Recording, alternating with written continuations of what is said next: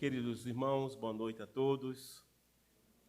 Louvar a Deus por esse dia, por essa noite memorável de um ano desta igreja. Sinto-me extremamente emocionado por saber que, por meio de trabalhos voluntários, de verdadeiros everestes, esta igreja está firme, está sendo abençoada por Deus, crescente para a glória do Senhor.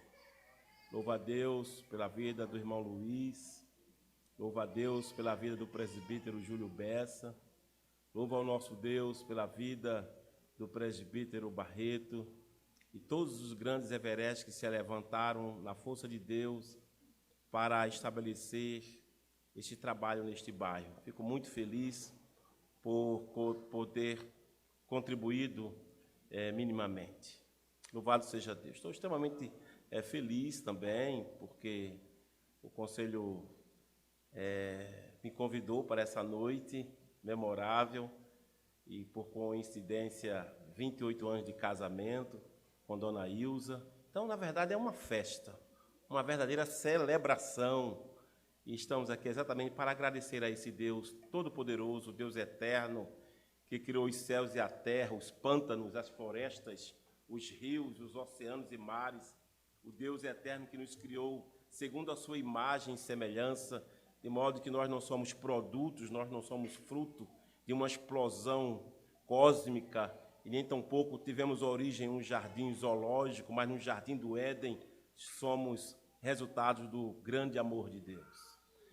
E falar do grande amor de Deus nos desafia a transmitir esse amor para todas as pessoas, o amor fraternal. Aquele que deve desenvolver o amor fraternal pressupõe de forma indubitável que ele ama a Deus, conhece a Deus, porque o Deus eterno o amou bem antes da fundação da terra. Queridos, então fica aqui o registro da minha gratidão, do privilégio de estar com os queridos nesta noite. Quero convidá-los a abrir a palavra de Deus na epístola, segundo o apóstolo Paulo escreveu aos Coríntios, em seu capítulo 13, primeira carta de Paulo aos Coríntios, em seu capítulo 13, iremos ler do versículo 1 ao versículo 13, para a glória de Deus. Quero pedir a participação de todos os irmãos nesta leitura. Primeira carta de Paulo aos Coríntios, capítulo 13, versículo 1 ao versículo 13. Podemos ler? Estamos prontos, como um coral fôssemos? Baixo, tenores, sopranos.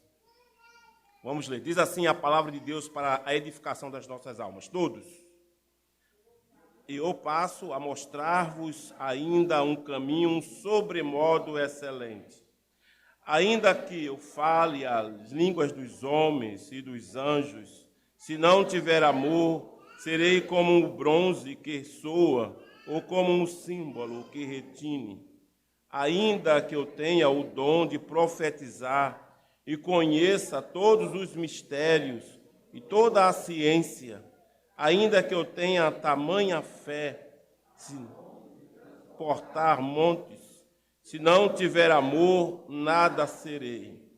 E ainda que eu distribua todos os meus bens entre os pobres, e ainda que entregue o meu próprio corpo para ser queimado, se não tiver amor, nada disso me aproveitará. O amor é paciente, é benigno, o amor não arde em ciúmes, não se ufana, não se ensoberbece, não se conduz inconvenientemente, não procura os seus interesses, não se exaspera, não se ressente do mal, não se alegra com a injustiça, mas regozija-se com a verdade. Tudo sofre, tudo crê, tudo suporta. O amor jamais acaba, mas havendo profecias, desaparecerão, havendo línguas, cessarão, havendo ciências, passará. Porque em parte conhecemos e em parte profetizamos. Quando, porém, vier o que é perfeito, então o que é em parte será aniquilado. Quando eu era menino, falava como menino, sentia como menino, pensava como menino. Quando cheguei a ser homem, desisti das coisas próprias de menino, porque agora vemos como em espelho, obscuramente. Então veremos face a face. Agora conheço em parte, então conhecerei como também sou conhecido. Agora, pois, permanecem a fé, a esperança, o amor. Estes três, porém, o maior destes é o amor. Vamos orar, irmãos queridos. Senhor Deus bendito, enquanto teu livro lê, de auxílio necessito para ver da mera letra além a ti, Senhor, e desfrutar do teu inefável amor. Ó Deus, desvende os nossos olhos, de modo que possamos contemplar as maravilhas da tua santa lei. Ilumina-nos, pois, pelo teu Santo Espírito, assim rogamos, em nome de Jesus Cristo, nosso Salvador. Amém. Queridos irmãos, nós já ouvimos e já conhecemos pessoas antipáticas, extremamente antipáticas. Certamente a nossa experiência também nos fez conhecer pessoas com grande empatia. Mas nós encontramos pessoas apáticas. Tudo isso falam das nossas emoções e nossos sentimentos. Nesta noite eu quero lhes falar, baseado nesse texto, sobre o amor fraternal, tendo como pressuposto aquele que deve amar o seu irmão, porque ele já conhece a Deus e sente de fato crer e já recebeu o amor de Deus. Esta epístola escrita pelo apóstolo Paulo traz aí algumas marcas importantes. É uma igreja portuária, uma igreja que recebe muitas pessoas, muitos estrangeiros. Essa igreja recebe influência de descrentes, tanto é que Paulo, nesta epístola, admoestando os crentes, ele vai citar uma peça teatral dizendo que as más conversações corrompem os bons costumes, para exatamente chamar a atenção daqueles crentes. Uma igreja que tem alguns problemas imorais, um dos membros tem um caso amoroso com a esposa do seu próprio pai. Nessa igreja nós temos crentes, né, levando outro membro ao tribunal judicial. Então nós temos essas questões nesta igreja. Contudo, essa igreja, olhando todo o texto, ela não apresenta graves problemas doutrinários. Parece ser uma igreja ortodoxa. Nós temos lá no final, o apóstolo Paulo vai fazer uma exposição sobre a ressurreição, mas, em síntese, é uma igreja ortodoxa, não é uma igreja que tem grandes problemas doutrinários. É uma igreja extremamente carismática, cheia de dons. Contudo, essa igreja carismática, que não era deficiente em doutrina, era uma igreja que tinha sérios problemas internos, problemas interpessoais. Os crentes tinham problemas de uma boa e salutar convivência. Vejam que esse capítulo que acabamos de ler, que nos fala sobre amor fraternal, ele está exatamente entre dois capítulos problemáticos, porque no capítulo 12 o apóstolo Paulo vai falar sobre o dom da glossolalia, o dom das línguas, e o culto era uma baderna, era uma confusão, ninguém entendia nada. E depois, no capítulo 14, Paulo vai falar sobre a profecia. Então, eram dons extraordinários, dons queridos pela igreja, desenvolvidos pela igreja, e no desenvolvimento desses dons, no exercício desses dons, aqueles irmãos esqueciam de exercer o amor fraternal. Então, o apóstolo Paulo vai escrever, naturalmente, essa igreja tem influência também de cultos pagãos, mas o fato é que o apóstolo Paulo agora vai falar sobre a necessidade, o imperativo daqueles irmãos olharem para o amor como uma prática essencial, sine qua non, de fato, como marca de uma vida cristã. O apóstolo vai nos ensinar que o amor vai autenticar os dons. O amor cristão vai validar os dons. Porque qualquer manifestação carismática, se não for administrada com verdadeiro amor, esses dons não têm nenhum valor. Esses dons são inúteis. Então, o apóstolo vai fazer uso de uma hipérbole, um exagero intencional, para chamar a atenção daqueles carismáticos que o mais importante é o amor. Que os demais dons, se forem desenvolvidos mais distante do verdadeiro amor, esses dons não têm nenhum valor. Vejamos, então, que o apóstolo vai iniciar usando essa hipérbole com as expressões ainda que, ainda que, ainda que. Ou seja, haverá um exagero beirando uma impossibilidade. Vejamos, então, ele vai falar sobre esse caminho sobremodo excelente, mostrando que o amor deve permear todos os dons, do contrário, estes dons não têm nenhum valor, não têm nenhum significado, precisam serem autenticados, serem validados pelo amor. Paulo vai dizer ainda que eu fale as línguas dos homens e dos anjos. Provavelmente, Paulo está se referindo aqui a línguas dos homens, a manifestação da glossolalia que aconteceu em Atos 2, que é a capacidade dada pelo Espírito Santo de alguém falar em outro idioma que não aprendera, nunca ouvira. Então, alguém passa a falar outros idiomas, o que aconteceu em Atos 2, com a presença de 15 nações, passaram a falar um idioma que não tinha aprendido. Contudo, Paulo diz, ainda que falemos ou tenhamos a capacidade de falar todos os idiomas, ou os idiomas, as línguas dos homens, e não somente essa questão da terra, aqui e agora, mas transmitir, comunicar, falar línguas celestiais, línguas angelicais. E vejam que é o exagero, porque quando Paulo faz menção de língua angelical, quando o anjo chega no seu ministério de auxílio, chega a falar com algum servo de Deus, esse anjo fala no vernáculo da pessoa com quem está falando. Naturalmente, quando o anjo Gabriel, por exemplo, apareceu a Maria, dizendo, Maria, eis que darás à luz a um filho, a quem chamarás pelo nome de Jesus, Deus, o Deus Altíssimo, lhe dará o trono de Davi, o seu pai, o seu reino jamais terá fim. Quando o anjo fala com Maria, ela entende, ela compreende. Naturalmente, o anjo estava falando na língua, no idioma dela.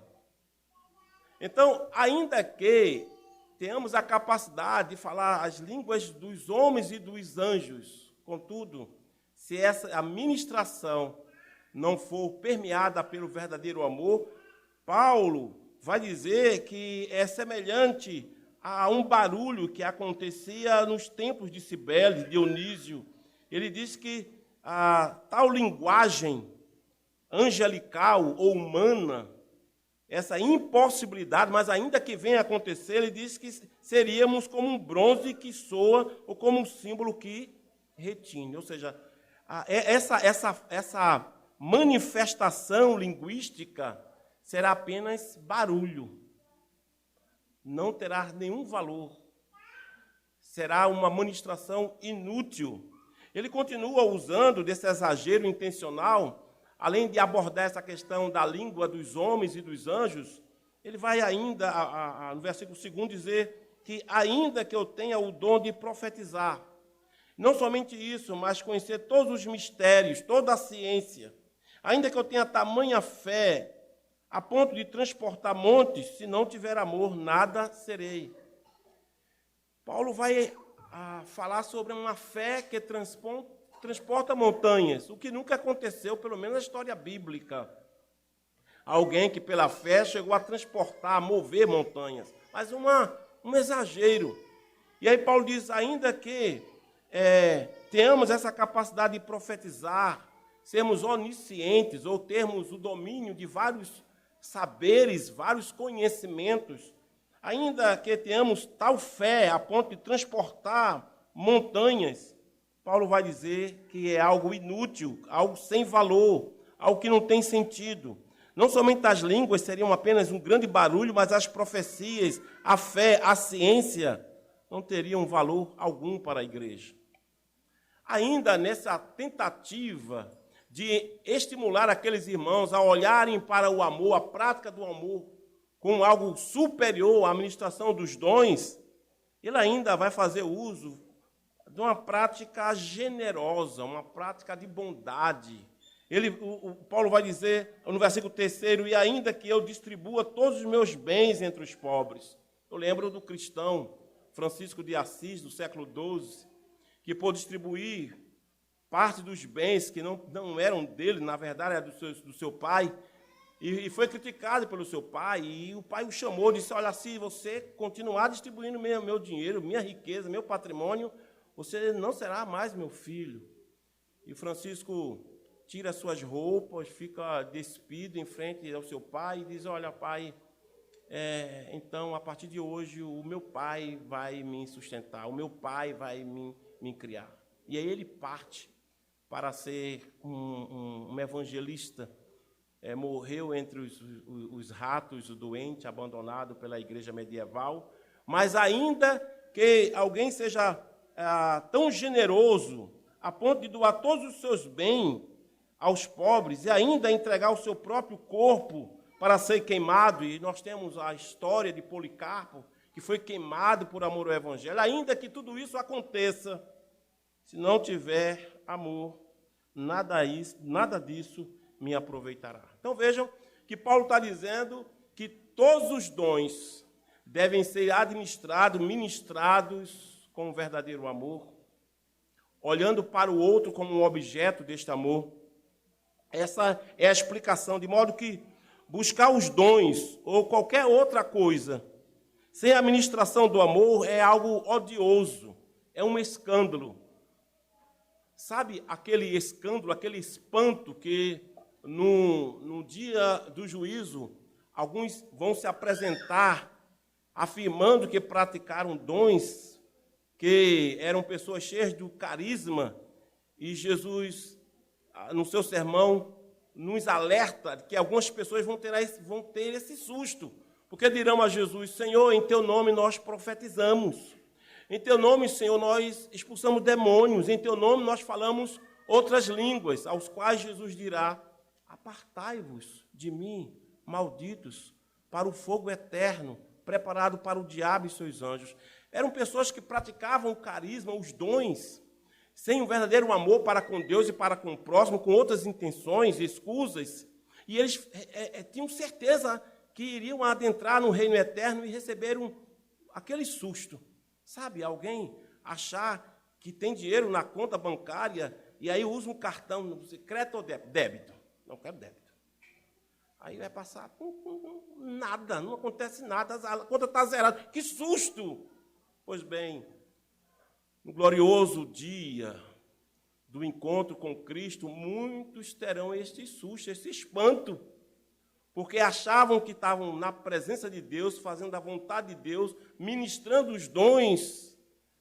Contudo, eram pessoas desconhecidas do próprio Deus, isto é, não tinham nenhuma relação com Deus, não tinham nenhuma intimidade com Deus. Então, Paulo vai fazer uso, afirmando que buscar os dons ou quaisquer outras coisas sem a administração do amor é algo odioso. Paulo, então, enfatiza a inutilidade dos dons quando exercidos sem o concurso do verdadeiro amor. Essa é a primeira parte que o apóstolo Paulo vai trabalhar, fazendo uso desses exageros. Da glossolalia, da profecia, do dom da fé, da generosidade em dar todos os bens, contudo, sem amor, isso não tem nenhum valor, é inútil. Alguém pode ter o domínio do conhecimento teológico, conhecer as confissões de fé, as mais elaboradas, como é a nossa adotada, Igreja Presbiteriana do Brasil, a Confissão de Fé de Westminster, pode conhecer muito bem o Catecismo de Heidelberg, decorado, memorizado, pode conhecer a confissão helvética, a escocesa, conhecer todos os catecismos, os credos, mas se for algo apenas no intelectual, mais num campo cognitivo, se ela não amar o outro, não ministrar esse conhecimento com amor, tudo isso é inútil. Então, certamente, para quem estuda as Escrituras e quer crescer na fé objetiva, é algo que deve nos alertar, deve nos chamar a atenção, pois Paulo vai afirmar que só o amor poderá nos conduzir a uma verdadeira vida harmoniosa, uma vida de vitória em relação a esses problemas interpessoais. Ele vai apresentar que o amor é o único caminho para vencermos essas barreiras, essas questões que nos impedem de nos aproximar das pessoas, que nos impedem de promover a vida e o bem das pessoas. Vejamos que depois que o apóstolo Paulo nos informa que o que importa, de fato, é o amor, ele vai apresentar do versículo 4 ao 7º a uma personificação do amor. É falar do amor como se fosse gente. É falar do amor como se fosse uma pessoa. E aqui o apóstolo Paulo vai nos ensinar o que é o amor. No versículo 4.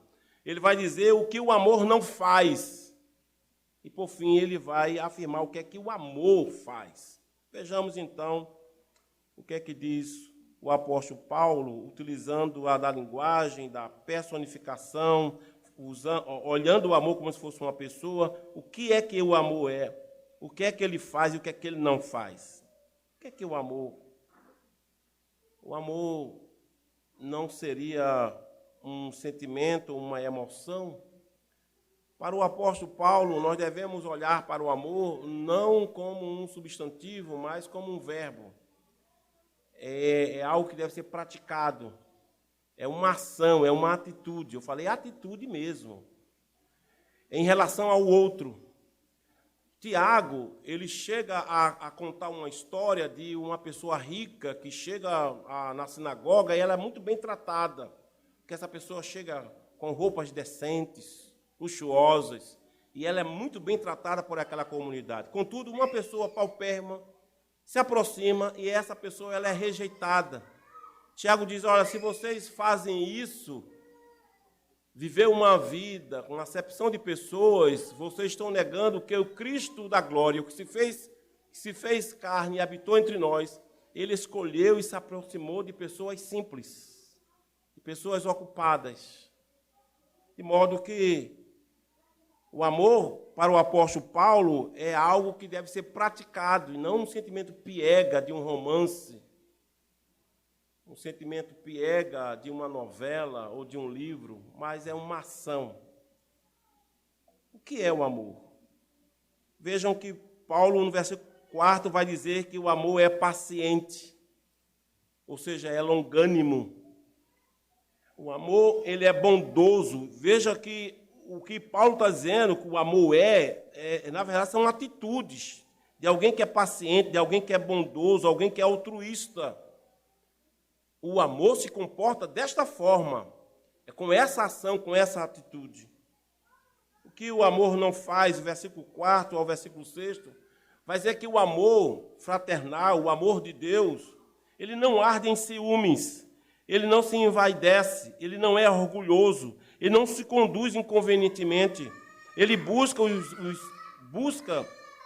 na verdade, não os seus interesses, ele não se irrita e nem se ressente do mal. Esse amor é o que nos faz vencer, esse amor é o que faz sermos pessoas agradáveis a Deus e aceitas, como de fato homens e mulheres que foram chamados por Deus e são salvos não pelas boas obras, mas para as boas obras. Deus nos chamou não pelas boas obras, as quais são consideradas trapo de imundícia, mas Deus nos chamou para as boas obras. Então, o amor não faz, ele não arde em ciúmes. O 10º mandamento, conforme os nossos símbolos de fé, quando o texto dos 10 mandamentos, o 10º diz, não cobiçarás, exatamente nos proíbe de sermos pessoas ciumentas. Não ardem ciúmes. Pessoas ciumentas, pessoas invejosas. Um escritor, ele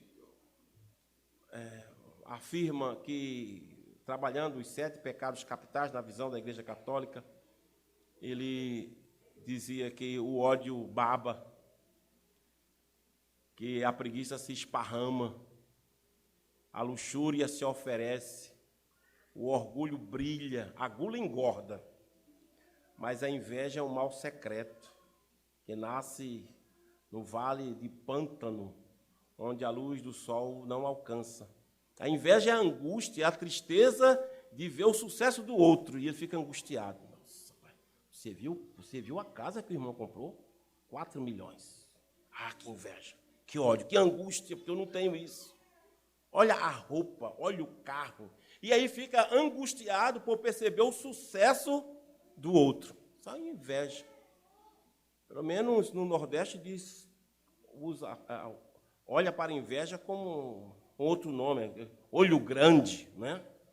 Olho é grande, menino. Quando ela entrou, a flor de plástico secou. Meu Deus, a flor de plástico secou. Que inveja! Isso é a crença popular nas grandes cidades do nosso Nordeste. O texto vai dizer que o amor, ele não arde em ciúmes, e pelo contrário, ele fica feliz com o sucesso do seu irmão. Que bênção, irmão! Maravilha! O presbítero da primeira igreja presbiteriana do Recife me convidou para um churrasco na casa dele, uma mansão. Ele dizia, olha, reverendo, eu comprei isso aqui por 4 milhões, esta casa. Que bênção! Que bênção! E aí foi oferecido um churrasco. Que bênção! Nós nos alegrarmos com o sucesso e a conquista do nosso irmão. Isso é o que o amor proíbe, no sentido de ser ciumento, ser invejoso. O amor não se envadece. O amor não é orgulhoso, altivo, eu sou, sabe aquele... Não é altivo. Eu não lembro o número do hino, mas uma pessoa altiva, orgulhosa, é capaz de olhar para o espelho e começar a cantar assim, para si mesma. Grandioso és tu. Grandioso és tu. Gente que se ama, que se acha o mais lindo da terra. É alguém altivo, alguém orgulhoso. Paulo vai dizer que o amor não é orgulhoso, não é altivo. Não se conduz inconvenientemente. Ele não é inconveniente. Vejam, meus queridos irmãos, que entre aquilo que Deus não ordenou e aquilo que Deus não proibiu, existe um espaço para a administração do amor. Aquilo que Deus não ordenou e também ele não proibiu. O mundo não é só preto e branco, tem outras cores. Nesse intervalo, ou entre aquilo que Deus não proibiu e também não ordenou, existe um espaço para a conveniência. Porque ainda que tenhamos certeza e estejamos certos, a gente tem que perceber quando essa sua certeza, quando a sua verdade deve ser dita. Quando, como, para quem. Muitas vezes é preciso falar no silêncio. Nesse intervalo entre aquilo que Deus não ordenou e também não proibiu, é um instante em que temos que parar para perguntar se é conveniente. É conveniente? Eu vou brigar por causa disso? Eu estou na igreja da Aldeota, em Fortaleza. Tem um objeto que eu cheguei lá, já estava. Um objeto que estava. Algumas pessoas aqui de Manaus até assistiram, perguntaram, pastor, esse objeto aí, deixa quieto, deixa quieto, deixa quieto. Fui estudar, uma pessoa doou, fui para Israel e deu à igreja e tal. Eu fico olhando para aquele objeto, todas as vezes que eu vou ao púlpito, eu olho para aquele objeto. Aí eu falo para o licenciado, pai, o que é que você acha desse objeto? Pastor, vamos roubar esse negócio, vamos tirar daqui. Calma, deixa Tu está começando agora. Fica quieto. Deixa lá. A gente está segurando. Porque, assim, é conveniente brigar por aquilo que Deus não proibiu e Deus também não ordenou e fazer uma tempestade. Não é melhor conquistar as pessoas, não é melhor ensinar, não é melhor convencer o outro que, de fato, ele é amado, ele é querido, sem hipocrisia. Não se conduz inconveniente. Tem muita gente de Deus, crente, gente que conhece as Escrituras, mais do que eu, mas que tem se comportado de forma inconveniente e criado uma guerra, a terceira guerra mundial em uma igreja de 100 pessoas, sem necessidade. Brigar por causa de um tapete, brigar por causa de uma cortina. No Asaf colocou a cortina. Que bobagem, velho. Deixa as irmãs trabalharem. Cortina linda, bonita, florida. Se nós fôssemos colocar uma cortina, nós iríamos colocar cinza, preto, todo branco. Deixa. Não se conduz inconveniente. O amor não busca seus interesses. Uma vez eu estava conversando com um colega e o ventilador estava para nós. Aí chegou um irmão, ficou entre o ventilador e nós conversando. Aí o irmão falou, ô crente, vem para cá, senta aqui, crente, senta aqui. Aí o crente saiu e sentou, inocente. Na verdade, ele recebeu uma ordem para sair para o vento, né, para nós. Buscar os seus interesses. Imagine os irmãos, se nós vivêssemos em uma igreja, que as pessoas buscassem apenas o interesse de Cristo. Que maravilha, não? Que delícia. Muitas das nossas fragmentações e divisões é porque as pessoas têm os seus próprios interesses como canônico, verdade. E aí briga e fragmenta. O amor não busca seus próprios interesses, não se irrita. Gente iracunda, tudo fica reclamando, ó vida, ó azar, eu sabia que isso ia acontecer, eu sabia. Eu falei que isso ia acontecer, que desgraça, que horror, que tristeza. Gente que vive metade do tempo reclamando sobre a outra metade perdida.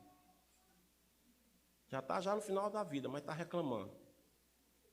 Passou de 20 anos, já está descendo a montanha. Passou dos 20, está descendo a montanha. Não é, Barreto? Estamos descendo.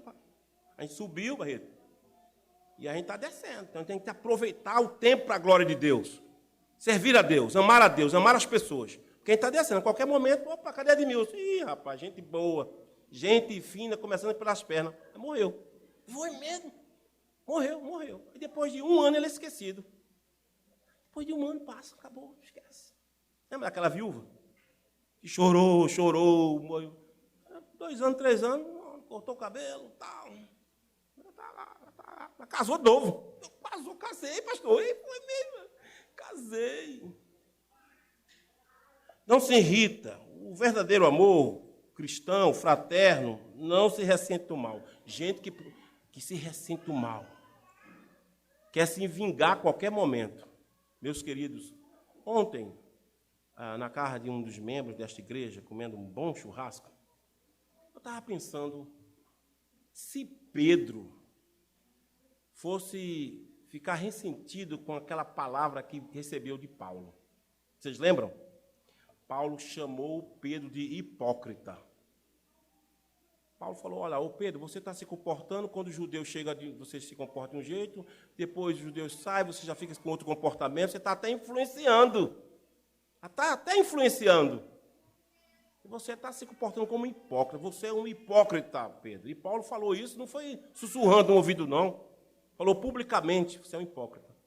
Aí lá na frente, Pedro está escrevendo a sua carta, capítulo 3, versículo 15, diz assim, conforme o nosso amado irmão Paulo costuma escrever, determinadas coisas difíceis que os incautos deturpam para a sua própria condenação, e aí começa a fazer a defesa.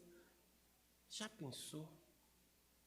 Se Pedro fosse ficar ressentido e aguardando um momento para se vingar, quando Paulo começasse a falar sobre predestinação, se alguém perguntasse, aí Pedro, o que é que tu achando disso? Isso é um herege, velho. Isso é um herege. Isso me chamou de hipócrita na frente de todo mundo. Pode uma coisa dessa? Você acha que eu sou hipócrita, irmão? Você acha? Não, Pedro, não. Me chamou. O verdadeiro amor não se ressente o mal, no sentido de que não busca momento para se vingar.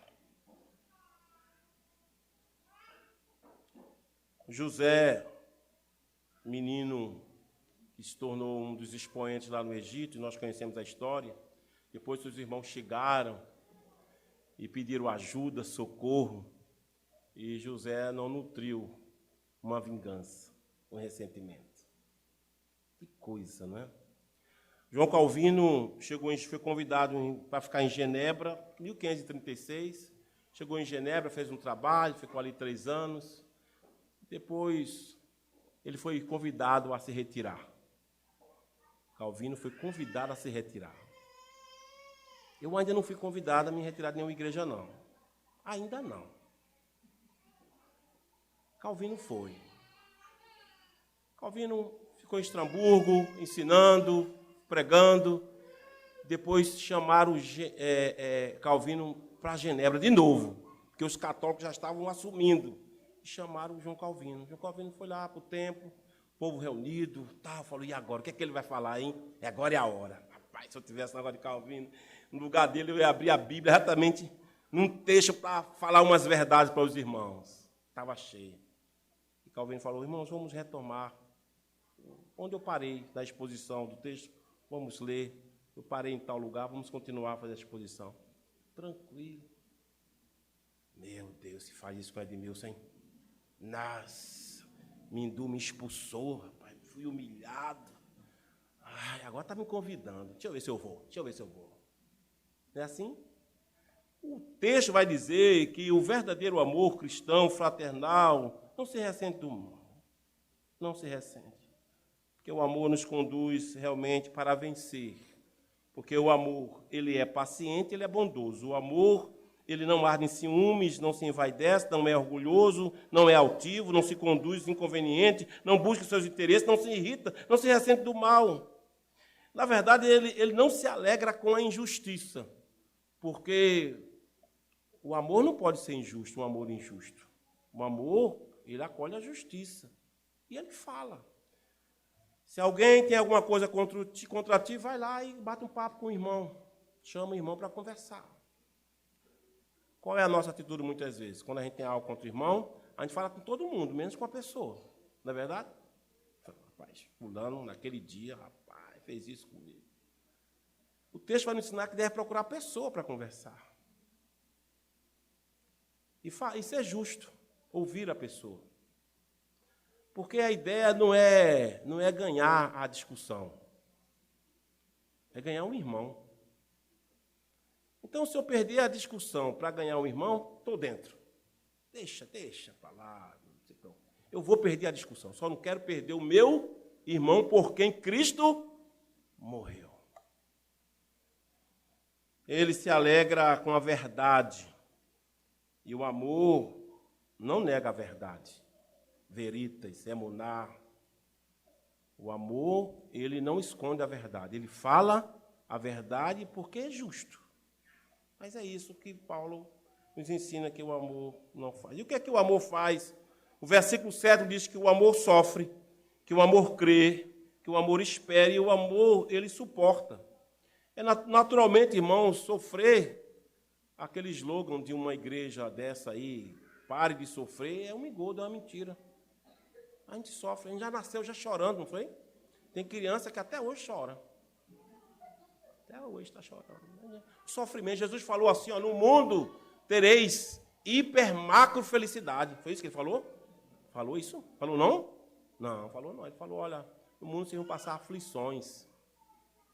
Paulo chega a aconselhar, inclusive, alguns homens, olha, é melhor nem casar.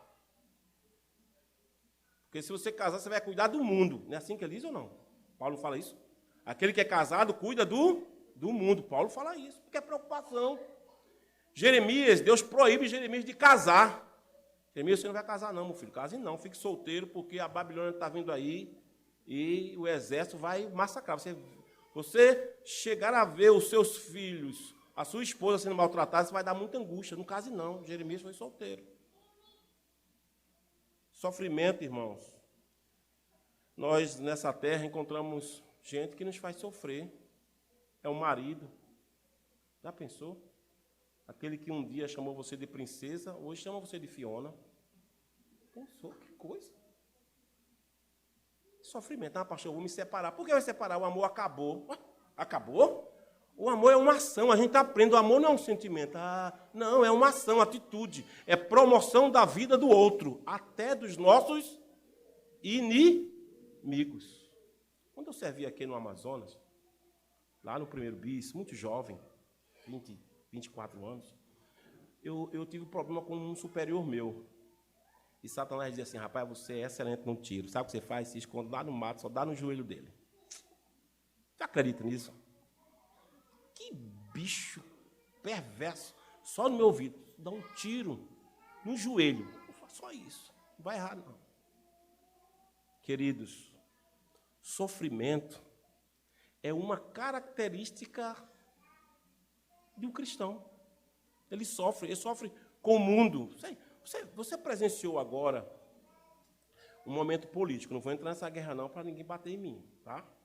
Mas muita gente sofreu. Está sofrendo até hoje. Outro dia uma irmã me procurou, pastor, irmã não, uma católica.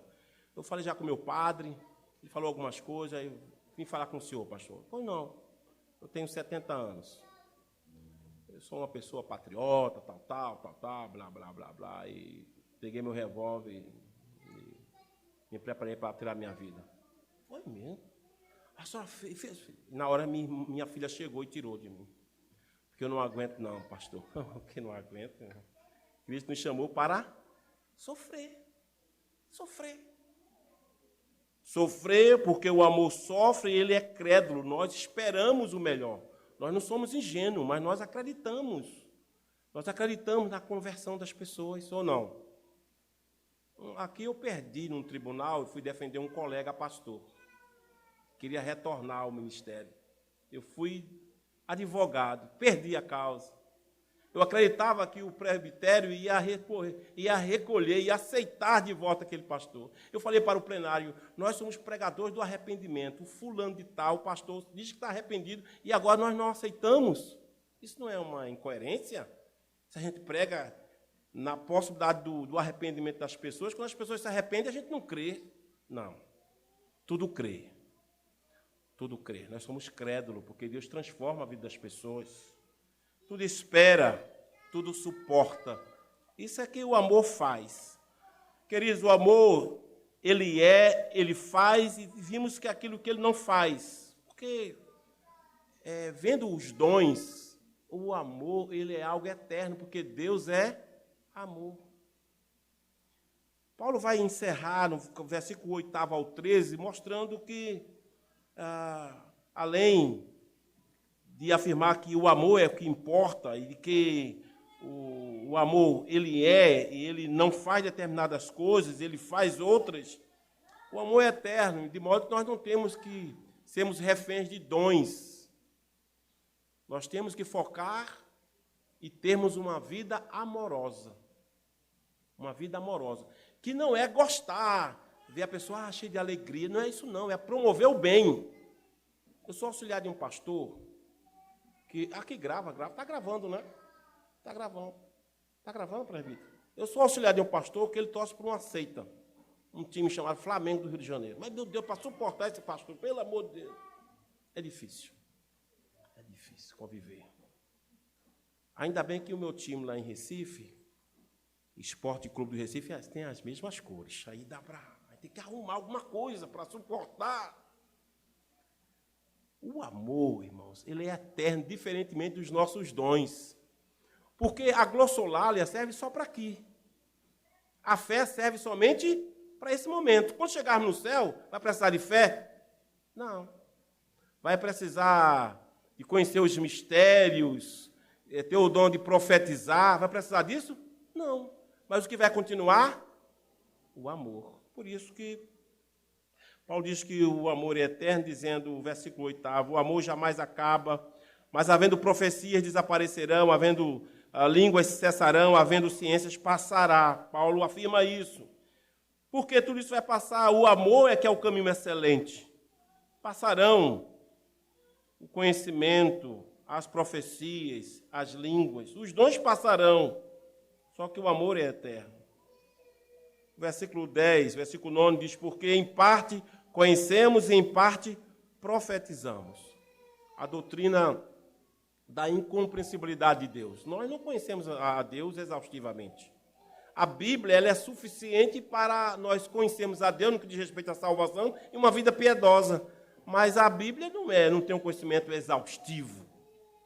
Nós temos nuances da pessoa de Deus, mas a Bíblia não fala e não nos revela exaustivamente quem é Deus. Por isso que em parte conhecemos. Em parte conhecemos. E em parte profetizamos. Quando, porém, vier o que é perfeito, palavra teleios, aquilo que é perfeito, aquilo que é completo, versículo 10, então, quando vier o que é perfeito, o que é completo, então o que é em parte será aniquilado. Então, os dons vão desaparecer quando vier aquele que é completo, aquele que é perfeito. Claro que aqui, a pergunta que alguns fazem é, quem é esse perfeito, ou o que é esse perfeito? Alguns defendem que perfeito aqui é quando a igreja alcançar uma maturidade tal de amor que os dons serão desnecessários. Só que nunca chegaremos à maturidade do amor perfeito aqui na Terra. Porque nós temos as nossas idiosincrasias, não é verdade? Nossos cacuetas de esquisitice, né? Não temos? Não? Tem, cada um tem seu jeito. Então a igreja nunca alcançará a maturidade de amor aqui na Terra. Então não é a maturidade. Outros afirmam que aquilo que é perfeito, o que é completo, seria a formação do cânon. Mas imagina, será que Paulo estava conversando lá com os irmãos de Coríntio e dizendo, quando vier o que é perfeito, será que os irmãos estavam pensando em cânon? Será que os irmãos estavam pensando na formação do cânon? Que é a lista de todos os livros inspirados? É óbvio que os irmãos estavam pensando. O cânon vai surgir, vai ser fechado no 4º século da era cristã. Calvino entendia que quando Paulo afirma, porém, quando vier o que é perfeito, segundo Calvino, ele está se referindo à volta de Cristo. Ele está se referindo à parousia. Então, os dons são imperfeitos. Nós temos nossas esquisitices, estamos aqui vivendo. Quando a parousia, a volta de Cristo, quando ele voltar, então os dons serão o quê? Completamente desnecessários. O que vai permanecer é o amor. Vejam. Ele vai dizer que nós, até Cristo voltar, até essa parousia não acontecer, ele vai ilustrar. Dizer que nós, até lá, seremos meninos. Vamos pensar como os meninos, vamos falar muitas vezes com o menino. Ou seja, a igreja vai oscilar, muitas vezes tendo um comportamento de menino, pueril. E não é isso que a gente encontra. Nos grandes expoentes da nossa fé, nós encontramos isso ou não? Pastores. Eu conversava, desabafava com os irmãos ontem, que eu tenho dificuldade, eu estou tentando evitar de me aproximar muito de pastores, principalmente os famosos. Porque dê certo. Como eu tenho as minhas idiosincrasias, minhas manias, minhas coisas esquisitas, todo pastor o tem, ou não? Porque todo santo é manco. Foi Deus que tocou em Jacó. Todo santo é manco. Em todo cristão há, pelo menos, um pouco de trevas sob os seus pés, porque a luz total não chega. Eu convidei um pastor conhecido nacionalmente, e ele dizia, olha, eu não fico na casa de crente, eu vou para o hotel. Tá certo. Por quê? Porque eu chego lá, o crente vai começar a falar, pode até me irritar. Até é melhor eu ficar no hotel. Eu entendi. Quando eu era menino, essa é a ilustração que Paulo faz uso do versículo 11. Quando eu era menino, falava como menino, sentia como menino, pensava como menino. Quando cheguei a ser homem, desisti das coisas próprias de menino. Na verdade, até a parousia, até a vinda de Cristo, a nossa igreja, a igreja de Cristo, a igreja visível, ela vai, muitas vezes, ter comportamento pueril. E aí, por isso que é necessário o amor que nos faz vencer, o amor que nos faz colher, o amor que é paciente, que é bondoso. Porque, queridos irmãos, eu vou dizer para vocês, eu me sinto tão querido aqui em Manaus, não quero imaginar. Eu me sinto muito querido aqui em Manaus. Muito querido. Mas as pessoas que me querem bem hoje, elas não me conheceram na década de 80, quando eu me converti. Eu fazia uma bagunça na igreja e o pastor nunca me chamou atenção. Eu pegava uma guitarra, numa igreja presbiteriana em Recife, para ficar o povo de pé, e gritar, e marchar. Naquela época ninguém gravou, graças a Deus. Ninguém tirou fotografia, não tem nada registrado. Mas será que naquela época eu não era um salvo? Eu só me tornei um salvo depois que eu fui para o SPN, aí fui laureado, fui para a primeira, aí foi que eu... Não, irmão, já era.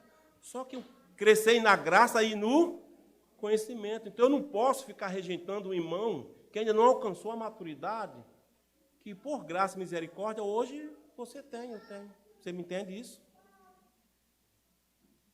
Não somente meninice, mas Paulo vai usar uma outra ilustração do espelho. E o espelho aqui não é esse espelho que nós temos na nossa casa, que dá para ver as nossas imperfeições, não é verdade? Eu brigo todo dia com a morte, só faço perder.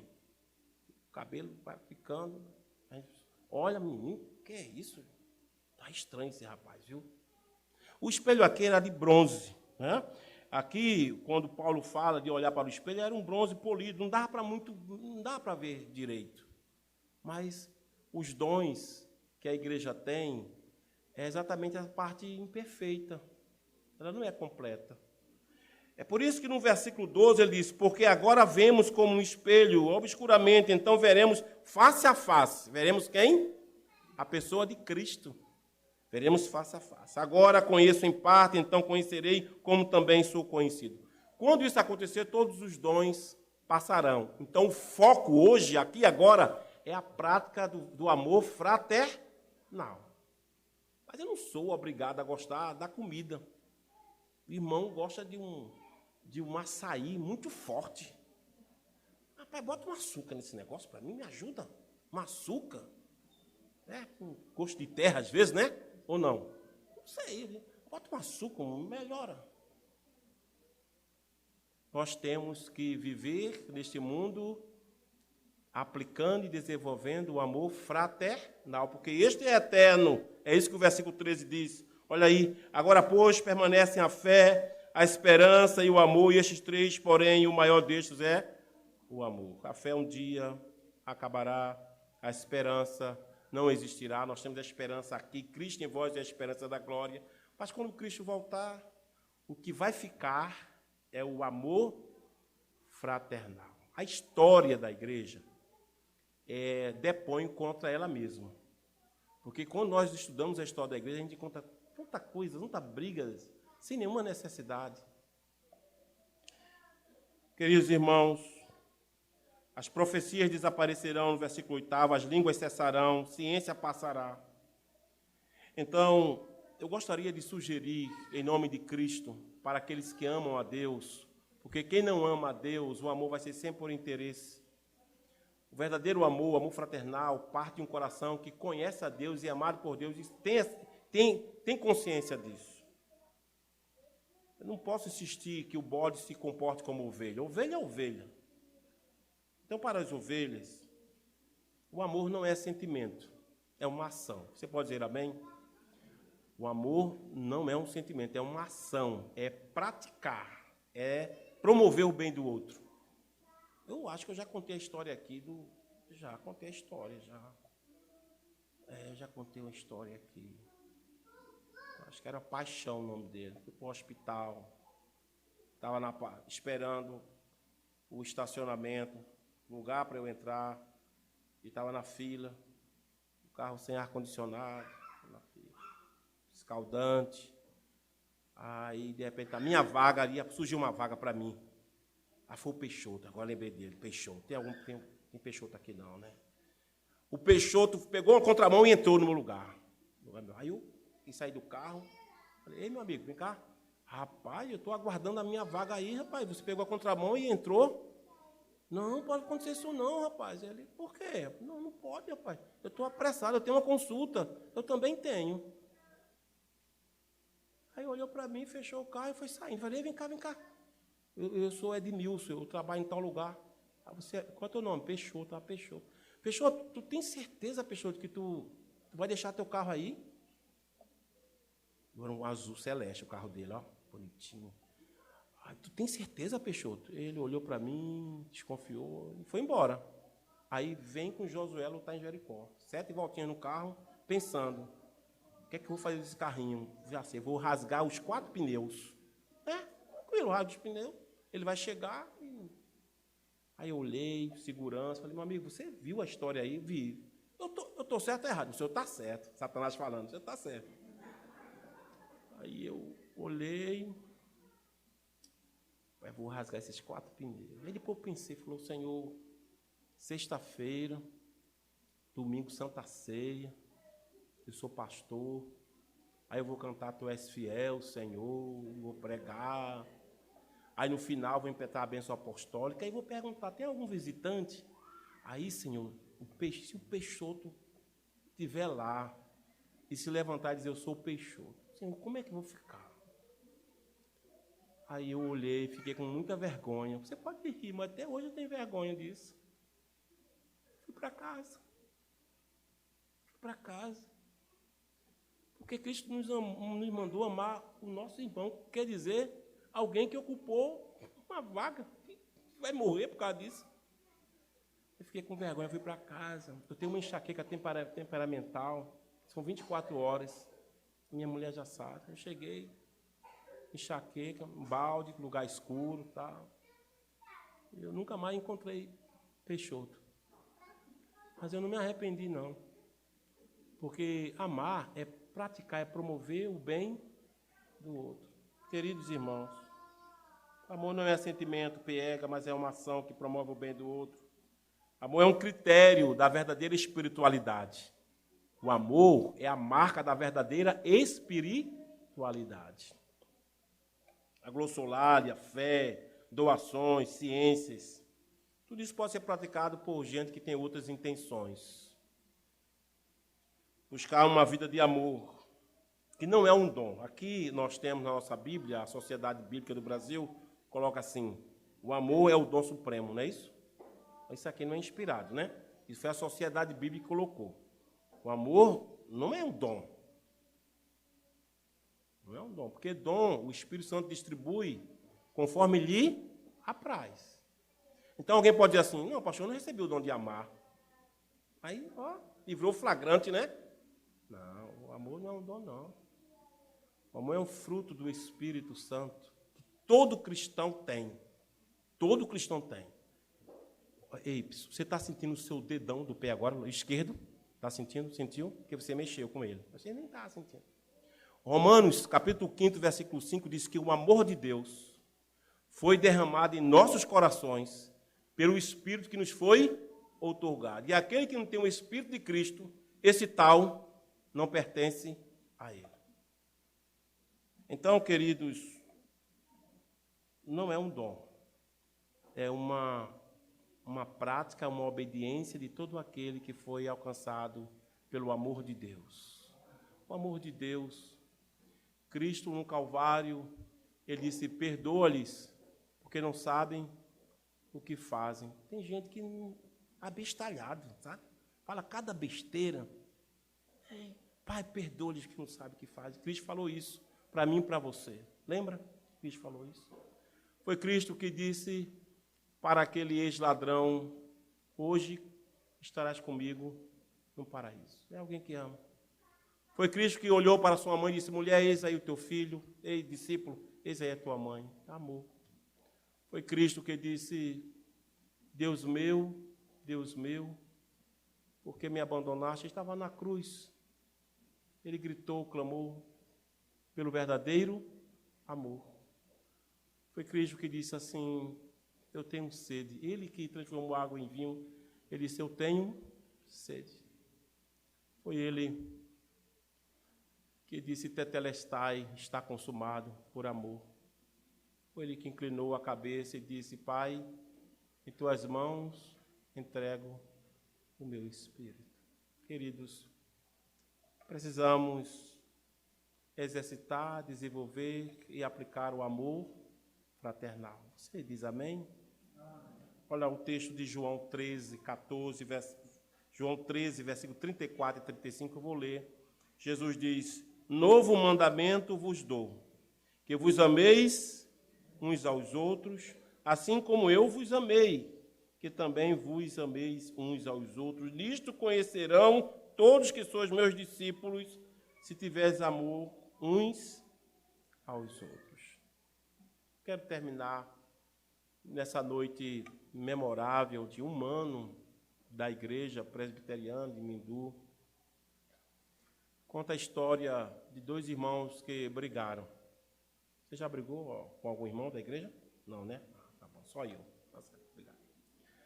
Dois irmãos brigaram, passaram um tempo sem falar.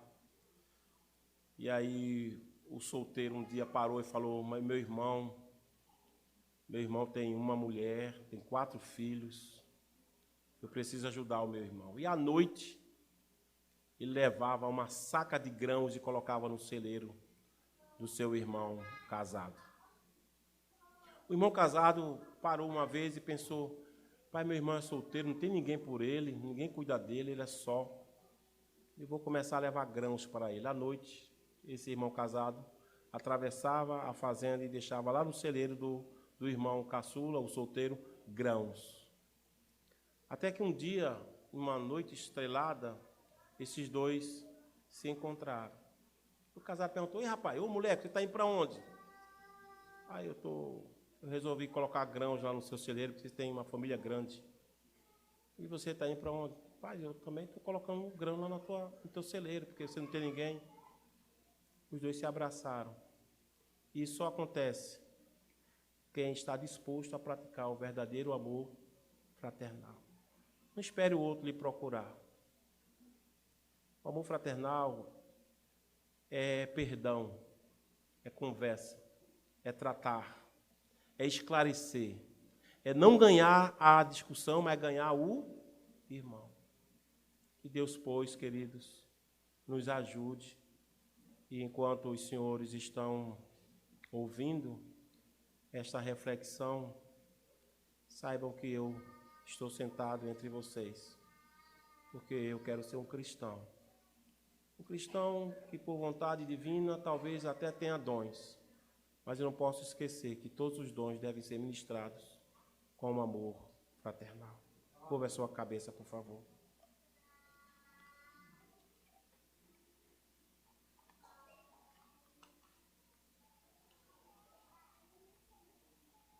Querido e bondoso Deus, Tua palavra nos diz que Tu nos amaste de tal forma que enviaste Jesus Cristo para que nós não morrêssemos, mas tivéssemos a vida eterna. Tua palavra diz que Tu és amor. Obrigado, Senhor, porque estávamos no caminho da perdição e o Senhor nos escolheu antes da fundação do mundo. O Senhor usou alguém para pregar o Evangelho e nós tivemos nossas vidas transformadas por Ti. Hoje nós estamos em uma igreja, temos família, famílias iguais a qualquer outra, mas até aqui o Senhor tem nos ajudado. No sofrimento, Senhor, nos desencontros, nos hiatos, permita-nos a amar e sermos reconhecidos como discípulos, por sermos pessoas amorosas, isto é, gente que promove o bem do outro. Livra-nos do mal, livra-nos do maligno e usa-nos conforme o Teu querer, em nome de Jesus. Amém.